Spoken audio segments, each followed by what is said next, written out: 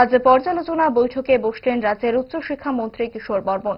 রাজধানীর মহারাজা বীরবিক্রম বিশ্ববিদ্যালয়ে বসেছিল এই পর্যালোচনা বৈঠকের আসর।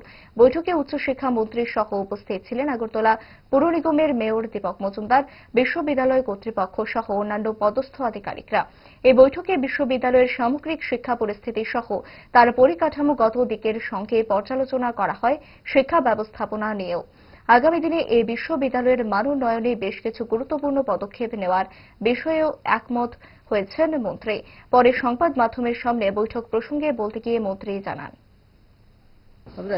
আমাদের প্রত্যেকটা যে উচ্চশিক্ষা প্রতিষ্ঠানগুলো যেগুলো আছে সেগুলোকে যাতে পরিকাঠামোগত দিক থেকে শুরু করে সার্বিক দিক থেকে আমাদের একটা মডেল শিক্ষা প্রতিষ্ঠান হিসাবে যাতে আমরা গড়ে তুলতে পারি এবং আগামী দিনে শিক্ষার একটা সুষ্ঠু পরিবেশ সেখানে সেখানে তৈরি করা এবং জাতীয় শিক্ষানীতি 2020 যে লাগু হয়েছে সে অনুসারে বর্তমানে আমাদের শিক্ষা ব্যবস্থাকে আরো আধুনিক এবং ছাত্রছাত্রীদের জন্য যে মূল্যবোধ ভিত্তিক যে শিক্ষা ব্যবস্থা সেটাকে আরো জনপ্রিয় করে তোলার জন্য বা আরো এফেক্টিভ করে তোলার জন্য একটা প্রচেষ্টা আমরা শুরু করেছি।